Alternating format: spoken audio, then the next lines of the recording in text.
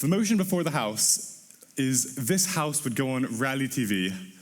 Before we begin, a reminder of the format. Speakers have speeches in length of 10 minutes. We will have first speeches from the proposition and then from the opposition, and then we will have a round of floor speeches from the audience, which will be a max of 2 minutes. We will then go back to our paper speakers, so the second speaker from the proposition and second speaker from the opposition, and we will then move to a final round of floor speeches.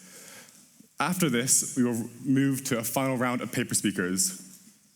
The floor speech prize for this evening is 2 tickets to our cocktail making classes. If you have a point or a question during a speech, you can just raise your hand as a point of information, but please keep this short. And please frame this as a question.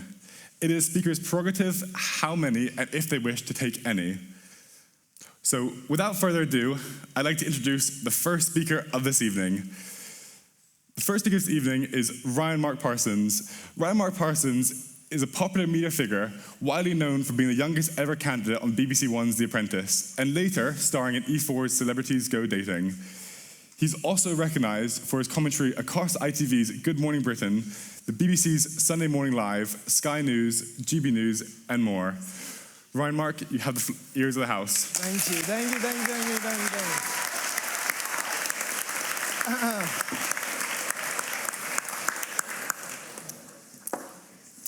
Mr. President, distinguished guests, and to my esteemed opponents, the modern day philosophers of our time, whose greatest contribution to culture includes TikTok dances, teeth whitening kits, and discounted vitamin tablets. I give you my sincerest greetings tonight for this debate. Tonight, I stand before you to propose the motion that this House would go on reality TV. Why, I hear you ask? Because reality TV is the crucible where personalities are forged, reputations are made, and occasionally brain cells are lost, which you, by the way, which you will experience when the opposition speaks later tonight.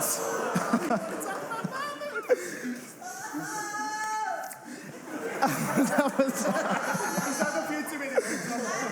bit too much wine.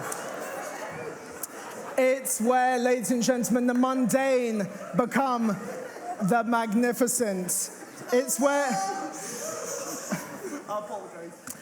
where nobodies become Z-list somebodies, and where individuals like me rise to prominence simply by surviving a boardroom with Lord Sugar. Now, let's take a historical view. Reality TV is not some bizarre contemporary downfall of culture. It's simply the latest version of humanity's obsession with the spectacle. The Romans had the Colosseum, where citizens cheered as gladiators butchered each other. Today, we have the Love Island Villa, where we watch contestants butcher the English language. There's really not much difference, ladies and gentlemen.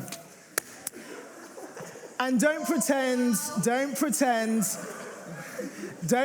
the public doesn't adore it. 7 million people tuned in every single week to watch Thomas and I on The Apprentice. The latest season of Love Island, surprisingly, got 6 million people to tune in for the opening night. And even more people watch D-list celebrities eat kangaroo testicles on I'm a Celebrity, Get Me Out of Here. Reality TV isn't dying, it is thriving. And now I hear around this room murmurs from all of you, but reality TV is beneath me. I go to Cambridge. I discuss Nietzsche, and I read Proust in the original French at the pub. Reality TV, to which I respond, I was fingered. Sorry, no, I was shown. Sorry, no.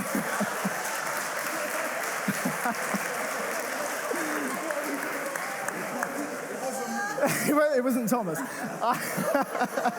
Or was it? No, sorry. No, I was shown the finger by Lord Sugar when he fired me. It's very, two very different things. Two very different things. Did I crumble? No. I endured. I adapted. I emerged stronger, sharper, and with a blue tick on Instagram. That's what happened.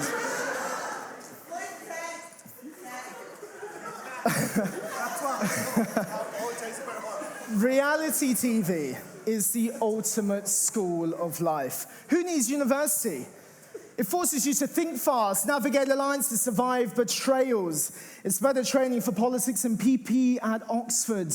This is what I'm talking about. Let's think about this for a second. More people voted for Louis Walsh to be evicted from Celebrity Big Brother than voted for their local MP. That should tell you everything. Reality TV gets the public engaged. Yes, you all around this room, future prime ministers, Supreme Court judges, and let's be honest, future reality TV contestants get to vote. It's more interaction than most elections. And yet, the opposition, our beloved social media influencers, will claim reality TV is trashy, undignified, and even pointless. It's quite funny, isn't it? The same people whose careers depend on lip syncing to Sabrina Carpenter and free trips to Istanbul for new teeth. They don't know the meaning of resilience. I mean, quite literally. I'll provide a definition if you raise a point of information, if you need some help with that. They sneer at reality TV stars like us, creating Instagram grids with the precision of Renaissance artists and with the same integrity as Judas. They deride Made in Chelsea, whilst face-tuning their jawlines into oblivion. And then they lambast reality TV for being harmful to young people. They are total and utter hypocrites. And let's be totally honest here, social media is just reality TV without the budget. The difference between a YouTube vlog and an episode of The Apprentice is the latter's better lighting and occasionally a more coherent storyline. Why bother with Audi when you have Waitrose? That's all I've got to say. The differential comes down to quality, and that's evidenced in this chamber here tonight. Critics, including many of you in this room, will dismiss reality TV as mindless entertainment. I argue the opposite. It holds a mirror to society, albeit the mirrors that you find in the Zara changing rooms that are just absolutely ghastly. That overhead lighting is just horrendous, isn't it? But it exposes our true obsessions with love, money, status, the inexplicable desire to humiliate ourselves for public consumption. And don't pretend, even though you're above me, you are above it. We've all seen worse behavior at your Mabels. More than one season of Big Brother, except your antics end up on Instagram stories, but our antics end up on BBC One. That is the only difference, ladies and gentlemen. But let's examine for a second the cultural impact. Without reality TV, you wouldn't have Gemma Collins telling Darren she was frightfully claustrophobic. You wouldn't have Tiffany Pollard's soliloquy about Gemma's old maiden-type shoes. You wouldn't have Kim Woodburn calling her housemates an adulterer and little bitch. Thomas Skinner eating a roast dinner at 6 a.m. in an East London cafe on a random Tuesday. You wouldn't have that, would you? No, you wouldn't. This is what I'm talking about. This is culture. Come on, ladies and gentlemen. In fact, this very institution I'm speaking in now thrives on drama. The union hosts debates everything from the profound to the profane. You're all here tonight. Embracing reality TV is simply a natural extension of that. And judging by the turnout tonight, it's clear you're all captivated by it. Voting against the motion would only be denying what truly engages you. So go ahead, roll your eyes, call it rubbish, pretend this is all beneath you. But when the cameras roll and the nation votes, reality TV wins every single time. So I'll see you on screen.